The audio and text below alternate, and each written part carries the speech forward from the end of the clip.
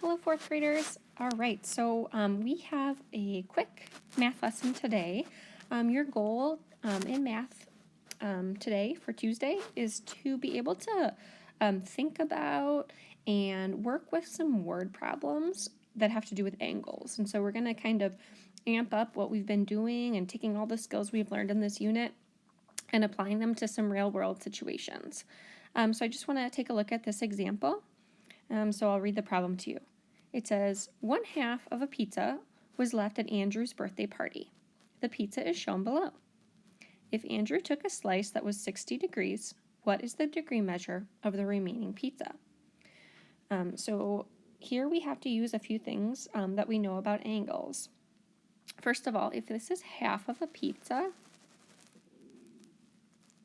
and I know I have a straight angle down here, what is the degree measure of the half of a pizza? Hopefully you can kind of figure out that that would be 180 degrees, right? That's half of a circle. So, and I'm just gonna, I love drawing pictures when I do word problems. It really helps me to understand what I'm doing. So I'm gonna kind of just estimate a 60-degree angle on here. Okay.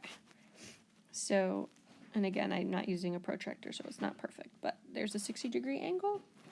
So I want to know, what is the remaining degree measure of this part of the pizza?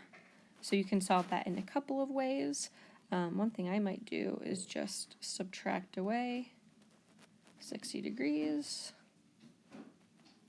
And you can see that I'm left with 120 degrees.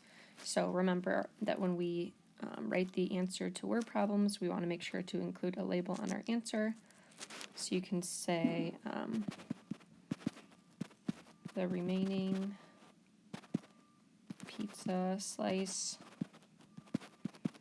is 120 degrees. Okay.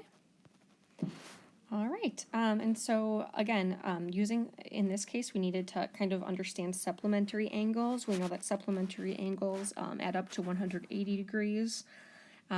You will be doing some problems in an assignment in class Kick next, and some will be complementary angles. Remember that complementary angles add up to 90 degrees.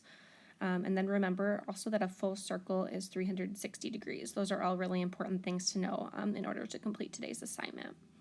All right, so be thinking really, really carefully as you do the assignment today, and let me know if you have any questions. All right, guys, good luck. Have fun.